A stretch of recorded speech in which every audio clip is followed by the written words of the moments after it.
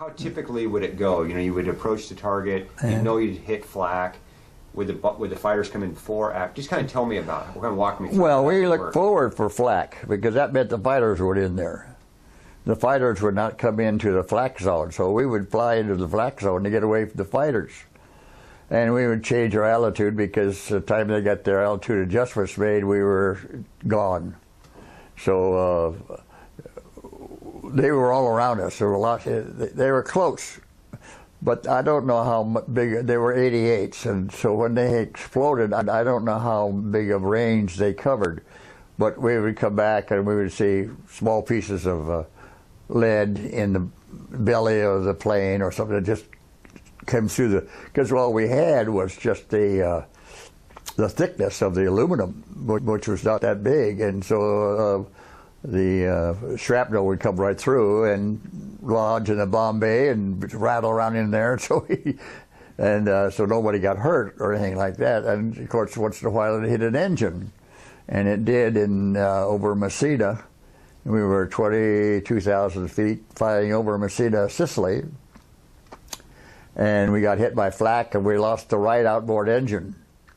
It was fire. It was fire. A fire is a thing that you really dread, because if you can't get it out, you get out, because it'll explode on you.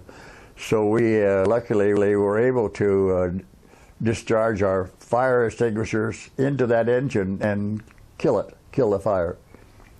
Otherwise, we would have been all bailed out over Messina, Sicily, whether we liked it or not. And but we flew all the way back. It was okay flying back. You never know. Now, tell me about some of the. Your plane had quite a few. I mean, you had pretty good gunners on board because they knocked down quite a few. I think I'm thinking we had 12 kills. I'm not sure, but I think it was 12 kills. In 50 missions, we had 12 kills. 12. That's verified by other gunners from other planes. You can't verify your own. Somebody has to verify it for you. So I think we had 12 kills. And the one that I really like to see we got, I know I saw us get the ME-212, which was the biggest thing that they had in the fighter. And my waist gunner stayed right on him and knocked him down. We saw him go down, and so did the rest. It's one of the latest planes that they had, the ME-210. Right. That was a twin-engine fighter bomber? Mm-hmm. Yeah, and it attacked your plane? Yeah. Yeah. Yeah, you bet he attacked it. Well, tell me about, how'd you get those photos of those Messerschmitts coming in? I mean, just what was going on with that? Well, I didn't take those. You mean the big ones? No, you have some small ones of attacking fighters. Oh, well, I don't know. I just reached over, snapped, I guess. I don't know. I don't remember particularly. Yeah. So your formations would get attacked pretty regularly by the. Well, it depended on our location, because see, they had their fuel consumption values also. So when we would fly a long mission, like a 12-hour mission, which was up to Brenner Pass or Marseille, France, you had to go over Sardinia, which was way out of their line. So we went to the west side of Sardinia, up through the channels through there, and they couldn't reach us because we were too far away. But the minute we got to the coast, close to the French or Italian coast, they were on us like flies. So we had to be prepared for that. And then we'd drop our bombs and fly out and head out of Sardinia as fast as we could get out of there. And luckily, we got hit a few times, but I mean, nothing that was serious. So we got along fine, except for the one time, I don't know if I mentioned it to you, that he had on the return from Marseille, France, down through Sardinia, we saw this lone P-38 flying along beside us. We thought, that's sure funny, out there all by himself. All at once he flips up and comes through our formation and then firing right straight through it, firing his guns. We then knew that what it was captured, and it was a German fighter pilot in it trying to get one of us. and he slid through, but he had so much fire on him, I don't think he returned. I don't know, because you couldn't see where he went. Right. But he came right through the formation. Right. Right. Yeah. Well, you had kind of a tough go of it too. Was it? I don't know if it was your last, but one of your last missions too, where you had to fly along the coast by yourself or down on the deck along the ocean. Well, yeah, we lost one engine, and then the other one decided to go out. We were over Tunisia at 21 or 22,000 feet, and I couldn't keep up with the formation, so I just says, I'm going down. Well, they thought I meant I was going down, but I was heading for cloud cover, so I went down from 21,000 something down to 7,500, just an almost straight dive, with both of us keeping the pedal, keeping the steering column ahead, pushing it down. We knew that if we got to 420 miles an hour on the odometer or speedometer, that the windshield would come in. So we had to keep it at 400 by raising it up. So to do that, I had to use the aileron control, the aileron elevator control, which was a little hand on it here. You drop it forward and backwards. It's an adjustment. So we got down to approaching 9,000, going down pretty fast. And I started pulling out with using this little trim tab, and we came out at about 7,200 feet into the cloud bank, and we're in the clear because the fighters were behind us, but they weren't catching us because we were at the same speed they were. So when we began to level out, we were in the cloud bank, and it was fine because we were pretty sure we were above the level of the hills and mountains. I think the mountains at that time, and that particular area, were like 2,800 or something like that. So we got into the fog bank and got home all right. Mm-hmm. But when I got back, I found out that my tail gunner had bailed out.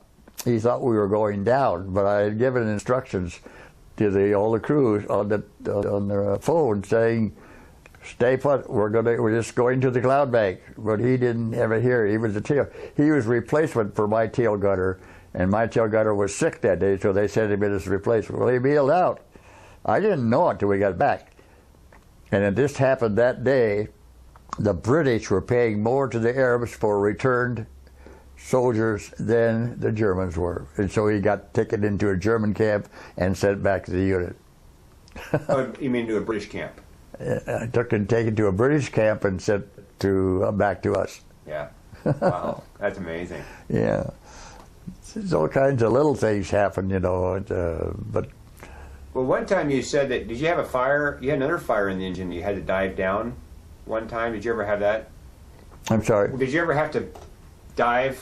One time you told me you told me about that too. Well, what was going on then? One of my inboard engines was hit and caught on fire, and we were on our way back, and I think it was still about 26,000 feet, and we had the fire. It didn't really want to go out, so I don't know.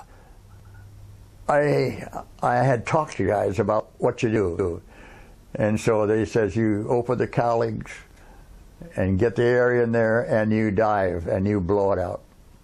Luckily, it blew out. Otherwise, we would have had to bail out over Tunisia. Right. Yeah. Right. I think we were on our way back from Libya.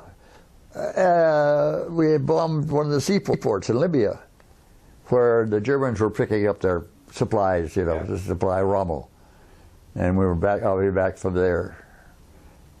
It's surprising. It's only the flak. I never really had any problem that I can recollect right now from a fighter.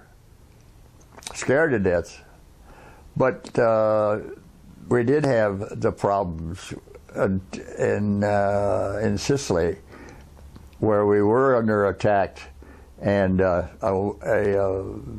bullet came right through my windshield, past me, and hit the armor plating behind my co-pilot and filled his back full of shrapnel.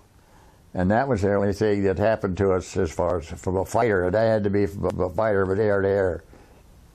Right.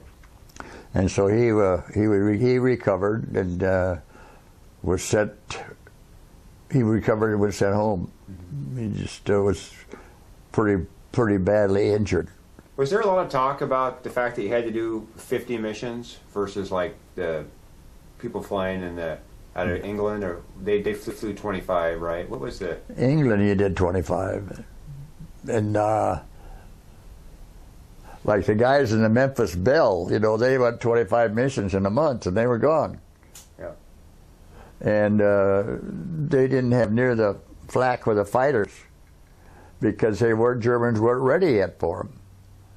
So they got their 25 missions in and came back to the Memphis Belle to promote the savings bonds industry. Right. I thought that was fine. Yeah. But we didn't have any. I don't think anybody thought about the missions. They just thought that when you reached 50 missions, you were mentally tired and should be reset home, and another one coming in to take your place. Yeah. And how long did it take you? How many months were you over there flying those missions? Well, I told you I got there in January. I guess it was 1st of January of 43, right? 43, and I was on my way home. I had finished my missions in September of 43, and I had to. So in October, last of September, in October, I received the orders to go to Casablanca, fly to Casablanca, and pick up the ship to New York. And I said, okay. So I got there. Well, the ship had already taken. We were late. So we had to go on a Liberty ship. And that Liberty ship was in a convoy. And the convoy went the southern route. Didn't go up the northern. It went the southern route down towards Argentina, and then back up again along the coast to Hampton Roads, Virginia. It was 31 days I was on that thing. Nobody could hear from me. My folks were terrified. Nobody knew where I was until I called from Hampton Roads, Virginia. I called and told my mother and said, I'm home. And, well, she wanted all these questions answered. I said, I'll see you soon. I'm leaving for Chicago. I have to go by train. So it'll probably take me a week before I get home. Well, I got home on November the 10th. And got on a train, went down to Coos Bay out of the train, and I went on the bus. I'm sorry, I went on the bus. My folks wanted to come and meet me, and I said, no, send Marion. So Marion came, my wife, and came to meet me and had to drive about 10 blocks to our house. Yeah. Wow. I mean, when did it really hit you that you were home and that you really were?